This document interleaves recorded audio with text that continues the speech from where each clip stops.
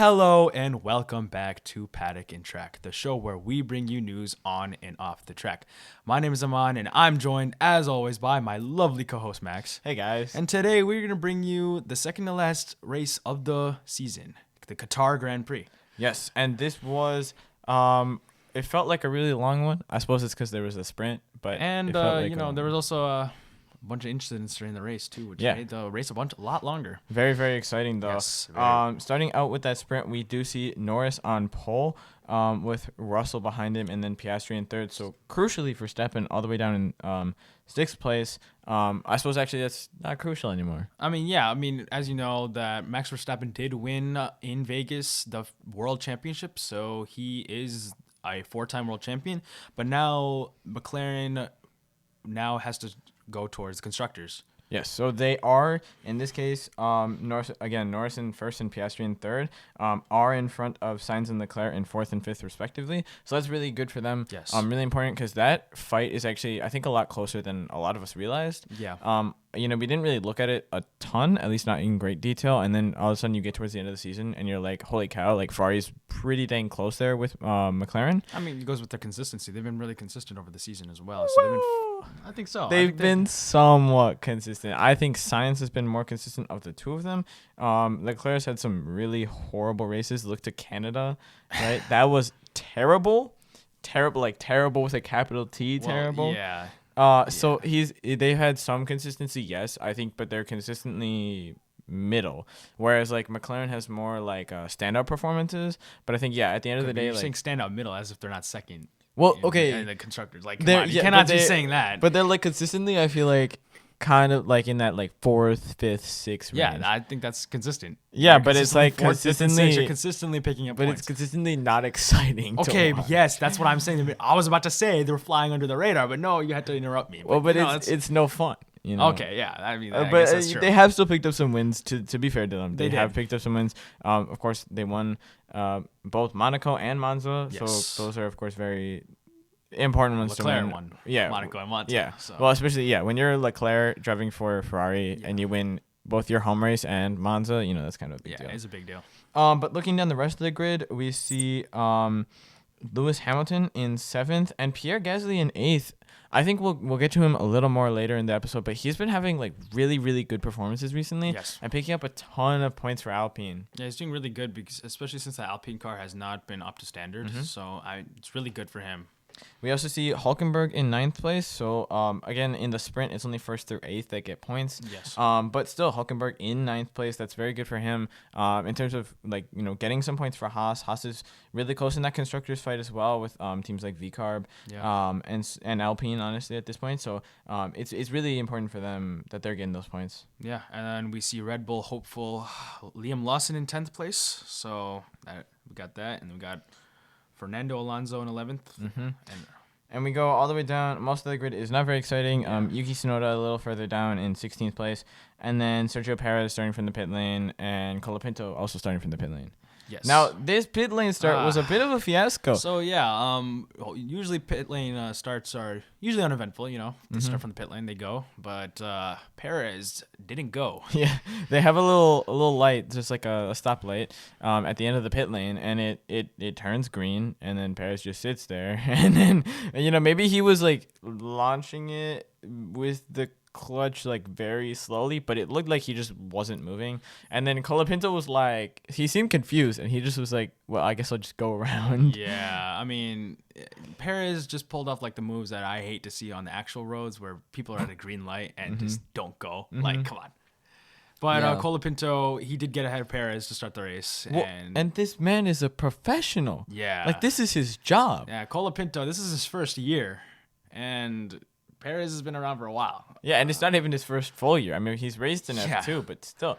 Like, I mean, Perez is like, I don't know what's exactly happening. I don't know exactly for sure what happened on that start. Cooked, buddy. But there's like something weird is happening with Perez. Like, there's some weird mind things going on because like he's just not in the game. Like, he needs to get his head in the game. Well, he's gonna be shown out of the game soon. So Yeah, I mean, we'll that's definitely what's gonna happen. We also saw a bad start from Liam Lawson. So the three Red Bull drivers, as Verstappen also had a not very great start. Of course, Yuki Tsunoda couldn't really drop much further. He started in 16th. But not a great start from Liam Lawson. He was already down to 16th place by like basically the end of that like main the start of the race. And Verstappen lost 3 places on the opening lap. It seemed like though he was really struggling with oversteer. Yeah. This is something that we saw a little bit in Vegas, why his performance wasn't quite as good, and we've seen at other points they seem to struggle with this. You can look back to Singapore of 2023. They really seem to struggle in that race with the oversteer, so maybe that's something that the Red Bull is more prone to. Yeah. We know Max Verstappen likes a sort of pointy, for lack of a better word, driving style, and so that might, they're trying to adjust to that, and they maybe over adjusted. Yeah. But yeah, it just seems like he really was not happy with the car, and he was just kind of sliding around. Yeah. And then we do see Oscar Piastri and George Russell have a good fight. This is the battle between two cars that have different strengths, and it was clearly here that we could see. We know that Mercedes has really good straight line speed, while McLaren has better downforce. Yeah. So, what is that? What can we say on that one? Well, I think the important thing here is that McLaren is theoretically better through the corners, yes. Whereas the Mercedes is better on the straights. Now, Qatar, I think, is a tricky circuit to figure out what kind of a setup you want to run. When you look at the track, there is a big long straight. That main straight is really long. Yes. But there's a string of corners. It's like turn, I believe that's 12, 13, and 14. And if you get the car just right on downforce, you can pretty much take it flat out, especially in a sprint where you're on lower fuel amounts and the car is lighter. If you get the car right on downforce, that'll be really quick. If it's not flat out, it'll be real close to flat out, and it'll be super fast. So it is a tricky circuit to manage that, because there are a lot of straights, right? You look at like turn 3 to turn 4 is like a decently large straight. And essentially from turn 14 to the end of the circuit is, yes, there's a bend in there for turn 15, but it's essentially a straight, straight, with one sort of kink in it. And so it is really important that you have the straight line speed, but I think it's a careful balance between the two. Yeah, for sure. Yeah, you can play careful driving also through the corners, and Piastri did a really good job holding off Russell. There was a few times where Russell was going to pass him. Did he eventually pass him, though? He did not. He was real close, especially right at the end. But no, I think this was a good demonstration that both strategies can work. Yes. It's kind of the idea of like fast in, slow out versus slow in, fast out, right? When you think about a racing line going into a corner, there's basically 2 schools of thought, right? I mean, I suppose there are more methods too, but generally you either go fast into the corner and then have a slower exit, or you go slow into the corner, you compromise the entry for a better exit. And I think this sort of is a similar thing where you see 2 very different methods, 2 very different ways of going about racing around this track. Yeah. And they both kind of end up working. And the part of that comes down to the driver, but it really seemed to work. But it does make a good fight, though. I mean, we see that McLaren you could also like brake later into the corner, and because they can control the car more. Yeah. And that, like you said, helps with the better entry into it. Yeah, and then getting back to Pierre Gasly, he really seemed fast. I mean, the Alpine car is not quick, but it took Max Verstappen like a long time to get past them. And that was really impressive, I think, because Gasly, yes, he has experience in faster cars. We know he's driven the Red Bull for half a season, but still, and then and to see him, he was holding his own against the 4-time world champion in a much better car, and that was really impressive, and also sad for Red Bull, because I mean, they should be able to get past Alpine very quickly, but that was still impressive to watch. The Verstappen, trying to get by, and Gasly was just not having any of it. It was really good. I mean, we like to see it when the smaller teams give the bigger teams a little bit of trouble. I mean, it just makes for more entertainment. Yeah, of course. And we also saw 2 big teams fighting, Hamilton and Leclerc. This was an interesting fight because again, it's another you have a really fast car with the Mercedes, which is fast in a straight line, and then you have Leclerc and the Ferrari, which seem to be a little faster in the corners. This fight was interesting to watch again. Just you see I think it's interesting to see. Just because you can see the differences in the cars and how those differences really have a big impact. And especially these two are going to be teammates next year. Yes. And so to see them clash is interesting, and hopefully we'll see more of it next season because it was a pretty good fight between the two. I think it'll be a fight next year. Especially, it's going to be a good fight because they're going to have the same car too. So we get to see closer fights between the two. Yeah. So it's going to be good. And also at the end of the race, we see Lando Norris letting Oscar Piastri win the race. A nice gesture after Piastri let Norris by at the end of the Sao Paulo sprint. Just nice to give recognition now that the Drivers' Championship is over. Just to show, that you're still working as a team. You got to keep the team relations pretty good. Yeah, and I think that's a really important thing, especially in a team like McLaren where you're fighting for championships. You want to keep morale up, so that was nice to see. And it's like really easy to get scrutinized because all the eyes are on you now to carry on to next season being even better than before. So looking at the finishing order, again, we see Piastri first, Norris second. So a very good result for McLaren. Again, in terms of points for that Constructors' Championship, that's 15 points for them. And then we see Russell in third, Sainz in fourth, Leclerc in fifth. So, we see McLaren getting the upper hand on Ferrari this time around, widening their gap, which is really important. Yeah, and Leclerc finishing ahead of Hamilton there. And then with Hülkenberg in seventh place, so he picked up some points. Verstappen barely on the edge of the points in eighth place there, and Gasly sadly falling down to ninth. And then looking down the rest of the grid, pretty much unexciting. Perez is last. He did make an extra pit stop for a new wing because he was just not making progress behind Colapinto, which is sad considering he came in halfway through the season and is driving Williams. Especially when that Williams car has been through everything too. So, it's a little sad. Getting into the race now, we see George Russell taking pole, but only kind of. Because, Max Verstappen was given a one-place grid penalty, which who knew that was even a thing, for driving excessively slow in qualifying, which again, who knew that was a thing? Yeah, I didn't think you could. I guess he was just too slow. I guess he's taking it like leisurely. You're like, I got this, guys. Yeah, I don't know. So Verstappen second, and then Norris third, Piastri fourth. So again, that fight. For the Constructors' Championship, Norris and Piastri both ahead of Leclerc and Sainz. Leclerc in fifth and Sainz in seventh. The important part for Ferrari is that they have to navigate. Hamilton is also in sixth place. They're splitting the two Ferraris, so Sainz has some work to do to catch up to try and pass those McLarens. So it's going to be some work. And Perez made Q3. Wow. Ninth place for him, finishing behind Fernando Alonso in a not very fast Aston Martin car. And then ahead of Magnussen, who also made Q3, which is much more impressive considering he's driving a Haas and not a Red Bull.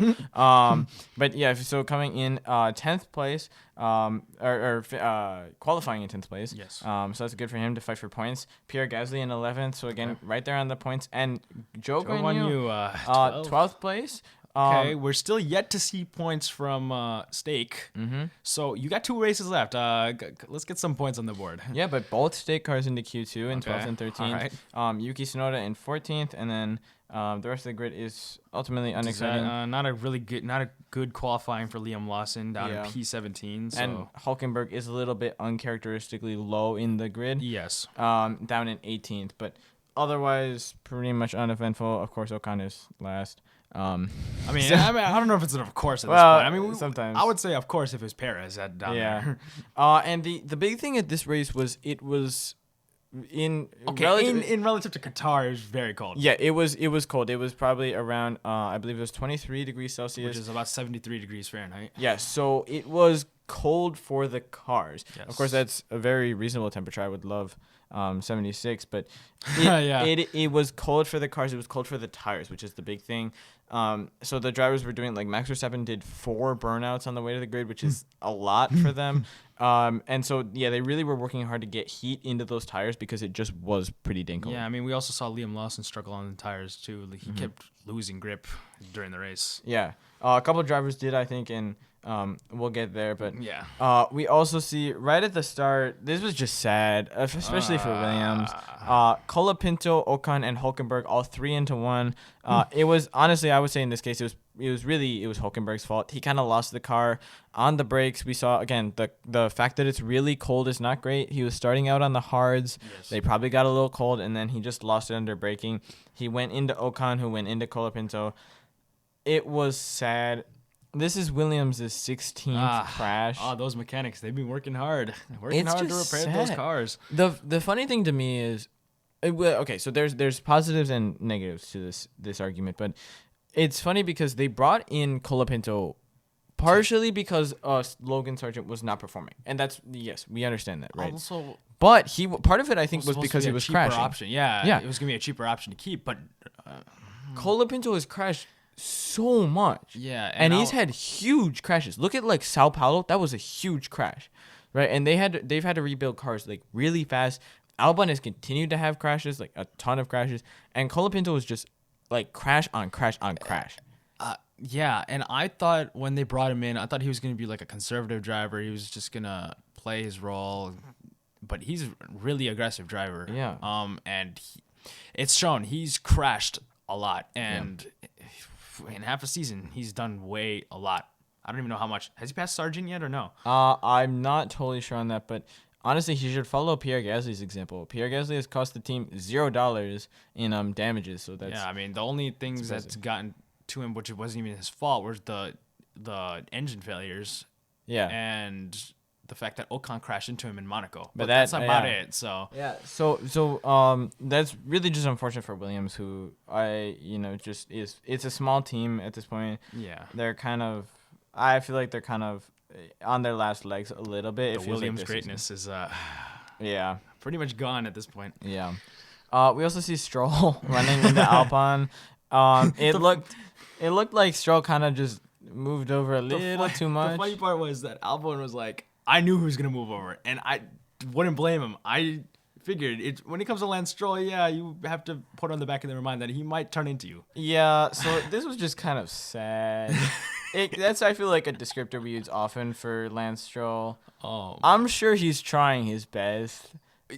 Yeah, but his best, when you think about Formula One, it's supposed to be the 20 best drivers in the world. Nah, it's the 19 best drivers and Lance Stroll. Yeah, it's the pinnacle of racing in theory. Not always. Let's be honest with ourselves. It's not always the pinnacle of racing, but it's supposed to be the pinnacle of racing. Yes. And then we see this, and you're just like, Yeah, so you got bashed by both Albon and Zhou Guanyu. Yeah. About doing this stupid thing that you didn't have to do. Yeah. And I feel like we're broken records at this point. We've been talking about how Stroll's been doing unnecessary. At this point, like, what is he doing? Yeah. What are you doing? Like, why are you still here? At this point, you should just pull out for your own sake. It doesn't matter what your dad has to say. At this point, just go. Yeah. You can go to another series. Even then, I don't even know if the other series would want you. So, like, it's pretty bad. Yeah, we'll see. We'll see what happens with Lance Stroll. He's kind of got a rolling contract at this point. So Yeah. We'll see. We also see Russell down to third place. So starting from pole, and he already had fallen back to Max Verstappen and the McLarens. So not great for Russell, who he doesn't necessarily need the points because Mercedes not quite close on the constructors. In the drivers, I mean, you could always use points, but it's not necessarily crucial, but still it's not great for him. Yeah. Also, the McLarens seemed much faster than the Ferraris. The McLarens were not. It didn't look like the McLarens were the fastest car. I don't think they were the fastest car this weekend. Wait, what do you think they were? I think, at least Max Verstappen was the fastest car. Well, I mean, that's Max Verstappen. I don't. Yeah, I think the Red Bull, at least Max Verstappen's Red Bull. Again, I started to say with Perez, but Max Verstappen looked like the fastest driver. Yeah. I think his car was the best this weekend. Mm-hmm. But the McLaren was a lot faster than the Ferrari, which again is really important in their constructors fight. Mm-hmm. And then we also saw, though, again, Verstappen was really quickly out 1.5 seconds ahead of Norris. So that's not great for the McLarens who are trying to catch up, especially for next season. Of course, it'll be a different car, and not entirely, but it'll be somewhat different. But it's not great as they do want to be catching up to Max Verstappen challenge for the now they they probably are close on the constructors, but now they want to challenge for drivers championships. I think both of those drivers are likely to become world champions at some point, but that point is not right now. Yeah, okay, I agree. Stroll also had damage. So yeah, we have more of this fiasco over Lance Stroll. I mean, he wanted to retire. But the thing is, I could see why they sent him back out. He got a penalty for what he did. So he got was it 5-second penalty for? I believe so, but I mean, he wanted to quit, it was kind of reasonable because he's just kind of done. But they were like, no, go back out, because they want essentially now it's a data collection race, and so it's not fun for the driver, but it's important. I mean, not just that. Also, I mean, he retired the next lap anyway, but he needed to serve the penalty too. Like they didn't want him for the next race, even though he's probably not going to do anything. But they still wanted to serve it. Well, yeah, and to be fair, he did end up retiring. So it was kind of like, what was the point of all that? I don't really know. I think it's just to serve the penalty. And then Hamilton with a penalty. He got a 5-second penalty for jumping the start. The Sergio Perez method. I like it a lot. It's another kind of silly mistake. Of course, it's always hard to do the start. It's always tricky, but at the same time, again, he's Lewis Hamilton. I mean, he's a 7-time world champion. He should probably know better. Yeah. And then Lawson, a lot of penalties at this race, because Lawson then got a 10-second penalty for an incident with Bottas where he kind of lost the car and he kind of took Bottas with him off into the paint and into the gravel. Again, that means those tires. I mean, he just lost control, Lawson. I mean, not relatively new still. I mean, yeah, it's relatively new, I would say, to the sport. I mean, he came in at Coda, so he hasn't had a ton of races under his belt. He had a couple with AlphaTauri. With AlphaTauri, but still, he's still relatively new, so I think it's somewhat reasonable for him, making mistakes as a young driver. But still, if he wants the Red Bull seat, if he wants the Red Bull seat, that's unacceptable. Yeah. We also saw Russell having a slow pit stop, putting him kind of far down the order, and it really messed up his chances for the Ferraris to fight with the Ferraris, and especially to fight with the McLarens. Yeah. At the end of the day, he was able to get back up to those Ferraris, and he got past Carlos Sainz, but it was really bad for him if he wanted to fight with Leclerc, which he was much closer to at the time that he went in for his pit, and either of the two McLarens. He just was too far off. Yeah. And then we saw Albon. Okay, so this was a whole fiasco. Yeah, so like Albon loses somehow. I don't even know how this happens. How do you lose his mirror? Just fell off. Your mirror? So yeah, I mean maybe it's just the duct tape that was holding the Williams car together just fell off. But the thing is that it's such an easy thing to fix. No, they had to wait 2 laps before they brought. The thing is, so they just put the front straight under double waved yellows, which is like essentially slow down and prepare to stop is what double waved yellow means. But the mirror was just sitting there. Yeah. So this led to not only a penalty for Lando Norris eventually, because he didn't slow during the double waved yellows, and part of that was it was tricky to say.